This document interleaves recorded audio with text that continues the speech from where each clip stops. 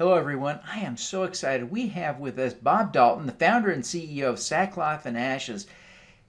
The founding story of his company will move you. You want to hear this, so stick around. Don't go away. Welcome to the Your Mark on the World show with your champion of social good, Devin D. Thorpe. This episode is made possible via the support of our sponsors, including Johnson & Johnson's Caring Crowd. Bob, welcome to the show. Thank you for having me. Well, we're thrilled to have you.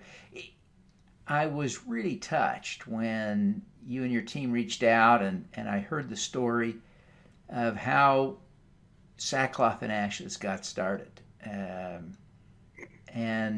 I don't want to put too much pressure on you to share personal things, but I understand your mom was in a situation. Tell us a little bit about what she went through and how that prompted you to start Sackcloth Ashes.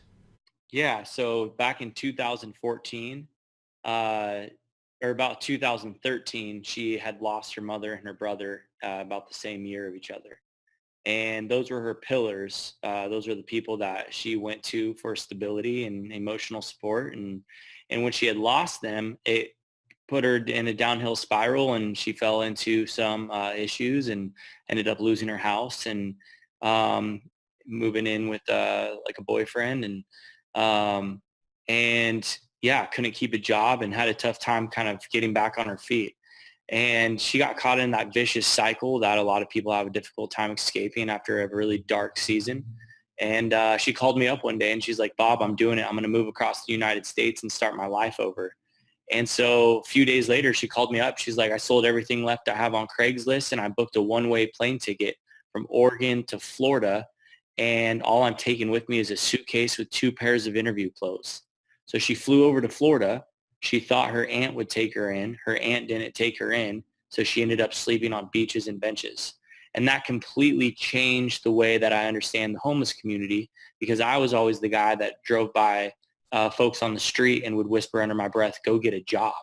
And I had zero compassion for the homeless community. I had always been passionate about helping social issues, never had any desire or willingness to help folks on the street. I thought they chose it. I thought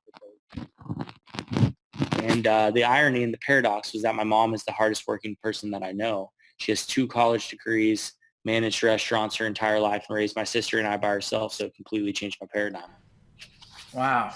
Well, tell us what you did with Sackcloth Ashes to address this. Well, tell us how that works. Yeah, so basically her story had inspired me when she was going through that time to call my local homeless shelters and ask what their biggest needs were. And they all said blankets. And I was familiar with the one-for-one business model that Blake Mycoskie did an incredible job pioneering with Tom's. But I felt like after 8 years of that vision going on, that business model happening, I felt like it needed an evolution. And the evolution, I believed, was local. Instead of setting products overseas somewhere, that we would be able to give people an opportunity to make a difference down the street from their house. And so I came up with the idea that for every blanket somebody purchases from us, we would donate a second blanket to that person's local homeless shelter, and giving people an opportunity to make a difference down the street. And so I had this idea, and like most people, I didn't do anything about it. And so I found myself sitting in my car one day, and my seat was leaned back all the way and my knees were up on the steering wheel and my coffee cup was on my knee. And I was having one of those, what is the meaning of life moments? And I look up, and on my coffee cup on the sleeve, it said, what are you waiting for? And so that was my now moment. I took my phone out, took a photo of it, and told myself, when I speak at a TED Talk one day, I'm going to blow this photo up on the screen and I'm going to testify of the story that's about to happen. Started up my car, drove straight down to Joann's Fabric and bought a sewing machine and a roll of fabric, because that's what you do when you're starting a blanket company. I And guess so. that's what you do. And so brought it home and brought packing in a sewing machine and a roll of fabric over my shoulder. And my wife and her friend are watching TV. And my wife's like, what are you doing?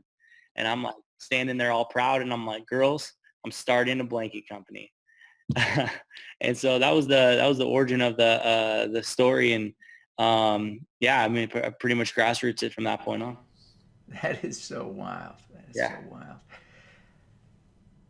So you've had some remarkable success. You tell me that you've been doubling the business on average every year since you launched. Yeah. Uh, that's incredible. Why do you think people are responding to this? Yeah, we had a big break in the first year. So the only thing I knew about business was the power of perception. If I could portray my company in a certain way, people would become aware of it. And I knew nothing about business at all. I always thought I was going to start a church or a nonprofit.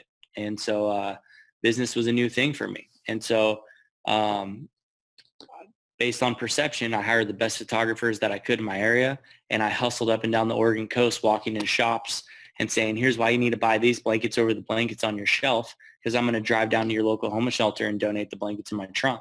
And so I got into 20 shops in the first month.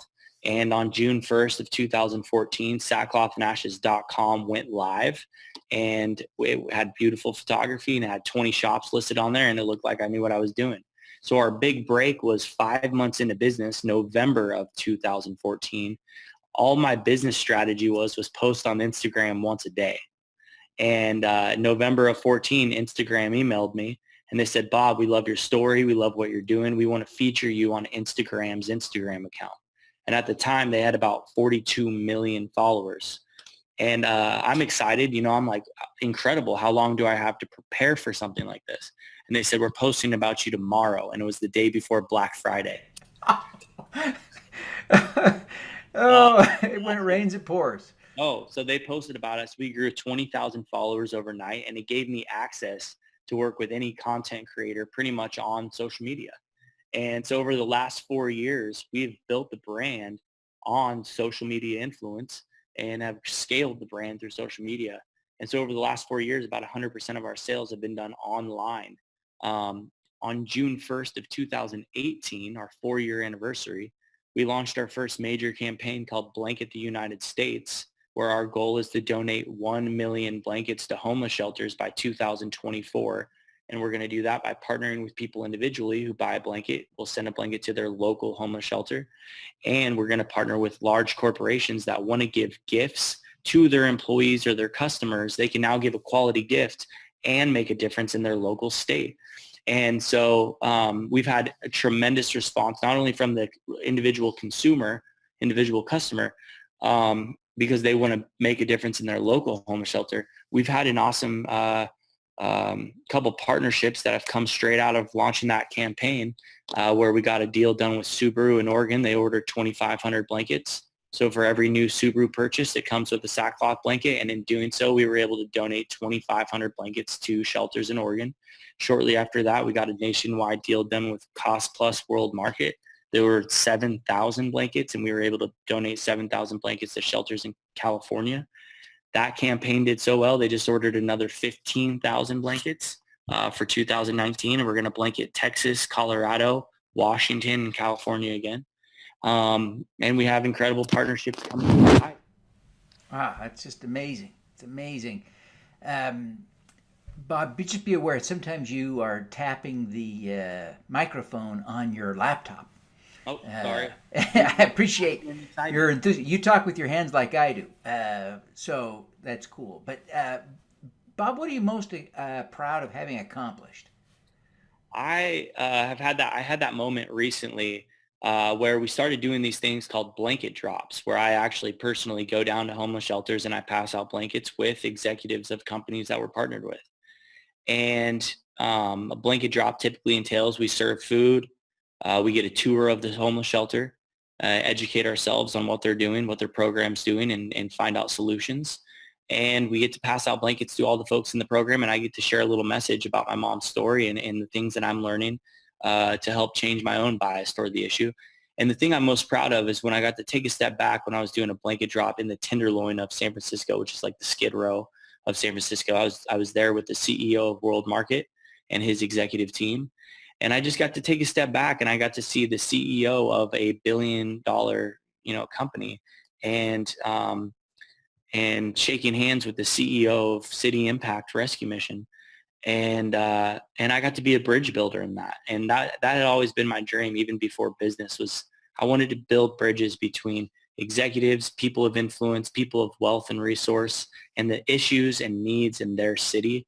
And the fact that I can be a small part in building bridges amongst those two people groups is a gift to me. And I truly believe that that's going to fuel this entire vision. Well, that's inspiring, Bob.